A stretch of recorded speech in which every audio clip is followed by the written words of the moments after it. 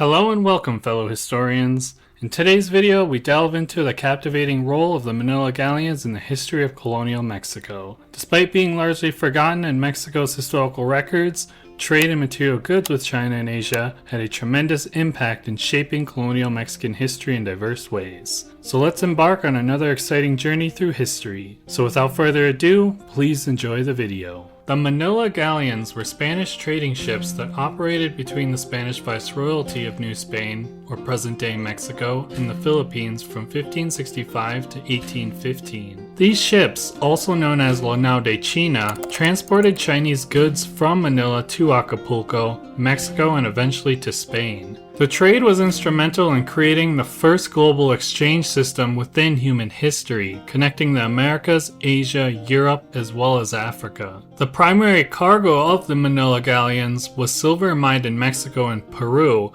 which accounted for nearly 80% of the world's silver production during this time period. This lucrative trade generated significant revenue for the Spanish Empire throughout its existence. Due to its immense success, some merchant guilds in Spain, particularly in Cadiz and Seville, urged the crown to abolish the trade. The House of Trade, which monopolized Spain's Atlantic Ocean trade, also complained about the massive silver losses and the difficulty of selling their own products in Spain's colonies in Mexico and Peru. In response, the Spanish crown implemented policies in 1593 to limit the amount of Chinese goods carried on the Manila Galleons and set quotas on the silver transported from Mexico to the Philippines. However, the crown struggled to regulate the trade effectively as Mexican merchants frequently found ways to circumvent these restrictions. They often undervalued their products to avoid taxation, smuggled goods into New Spain, and violated the silver quotas on the galleons traveling to the Philippines. In the Philippines, the crown even banned local Filipinos from wearing Chinese textiles to force them to buy Spanish-manufactured clothes imported from Spain to prevent the silver from leaving the economy. Unfortunately for the crown, the policy was never successful, and Filipinos continued to purchase and wear clothing made from India or China. Eventually, the crown became ambivalent about strictly enforcing policies aimed at curbing Chinese imports, mostly because import taxes continued to generate a substantial amount of revenue for the crown. Throughout the Philippines and New Spain, people from all walks of life, including elites and commoners, enjoyed a wide variety of imported goods from various Asian countries, spanning China to India. These items included porcelains, textiles, spices, and even iron kitchenware. Chinese silks were especially popular in both regions and were used in a variety of ways. They adorned Catholic clerics' robes and were fashioned into veils and headdresses for ladies in New Spain and the Philippines. Despite Spain's own silk production since at least the Renaissance, the Chinese silk held a higher preference due to its superior quality and durability. People often complained about Spanish silk being oily, making it difficult to dye and more costly. In contrast, Chinese silks were less oily and easy to dye, and even their white silk was considered unmatched in beauty and vibrancy compared to European silk. During the 16th century, the Spanish established a relatively small port in present-day Acapulco, which later became New Spain's gateway to the Philippines and other parts of Asia. Over time, this once modest port transformed into a grand trade fair during the early modern period, particularly when the Manila Galleons arrived. For a few years each year, the port bustled with activity, attracting traders from around the world. Even after the crown imposed restrictions on the Manila Galleon trade, people in Mexico continued to defy the regulations, engaging in business with great pomp and splendor. As a result, this trade fair gained global renown for its vibrant exchange of Asian textiles, ceramics, furniture, and various other sought-after products. By the 17th century, Asian products had gained widespread popularity in New Spain. This included both locally produced silk in Mexico and imports from Spain and China, making Asian silks a common sight among various social classes in New Spain, unlike in Europe during that time. Travelers arriving in Mexico from Europe were impressed by the opulence, quality, and affordability of these silks, observing that everyone from native chieftains to elites to commoners adorned themselves with the luxurious fabrics. During the peak of Asian trade in colonial Mexico, Spanish and Mexican merchants journeyed to Manila with samples of highly sought-after patterns desired by affluent clients in the Americas.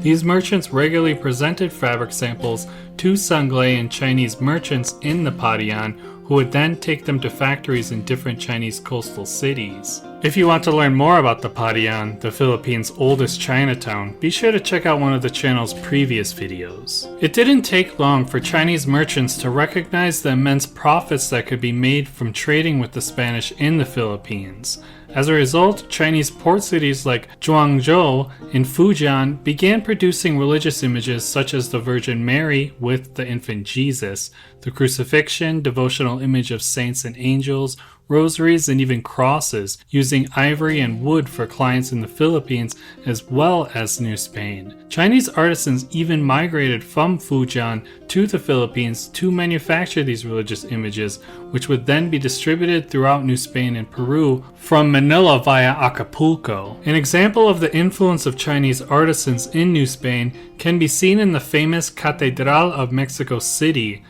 The reja de coro, which encloses the choir, and the crujía or sanctuary rails between the pews, were both manufactured in Macau by a Chinese artisan named Qiaolo Sanglé. Unfortunately, not much else is known about this individual. However, the design for the reja de coro was based on a blueprint created by an Italian Franciscan residing in Macau. Similarly, the crujía was also designed and crafted in Macau by some other Chinese artisans. Another famous example of Chinese artisans catering to Spanish and Mexican markets is the manzarina. The manzarina is a small plate with a raised ring in the center, designed to hold a small chocolate-filled cup in place and prevent it from sliding. It was created in Peru during the 17th century by Don Pedro Alvarez de Toledo, the Marquis of Mancera, and used by Spanish nobles to avoid spilling chocolate beverages on themselves. Drinking chocolate was a popular pastime among elites and nobles in Mexico, Peru, as well as Spain, and the manzarina became a symbol of this tradition across the Spanish Empire. The history of chocolate beverages in the Americas is fascinating. While tea became the favorite hot beverage among European elites during the early modern period, tea drinking didn't catch on in Mexico. Instead, Mexicans preferred drinking chocolate, which provided similar stimulating effects. While Europeans associated tea drinking with porcelain and Chinese cups, Mexicans drank chocolate from these same porcelain vessels. Originally made from silver, the manzarina's design soon found its way to Chinese factories and was introduced in porcelain form. Chinese merchants, aware of Mexico's affinity for chocolate drinking, began producing porcelain manzarinas specially for the Spanish clientele. This was a remarkable example of Chinese artisans adapting their skills to create a unique item tailored to Mexican tastes. By the mid-17th century, porcelain tea sets known as jicara de porcelana, in Spanish borrowed from the Nahua term xicali, became the standard of consuming chocolate beverages. The indigenous people of Mesoamerica traditionally used lacquered gourds called xicali for drinking chocolate, which was soon replaced by porcelain, mostly among the upper class. Porcelain's popularity as a drinking instrument was attributed to its impermeable surface, which reduced the risk of bacterial infections. Unlike vessels made from wood, earthenware, copper, or silver, food particles couldn't get trapped in the pores or scratches of porcelain. Until the late 19th century, only Chinese artisans in the famed city of Jingdezhen, the porcelain capital of the world, knew the process for making porcelain pottery. Historical documents reveal that Chinese production of items like the manzarina for Mexican taste was not uncommon. Mexican and Peruvian elites frequently placed custom orders with Chinese merchants in the Philippines who conveyed them to factories in coastal China. Additionally, Catholic orders and wealthy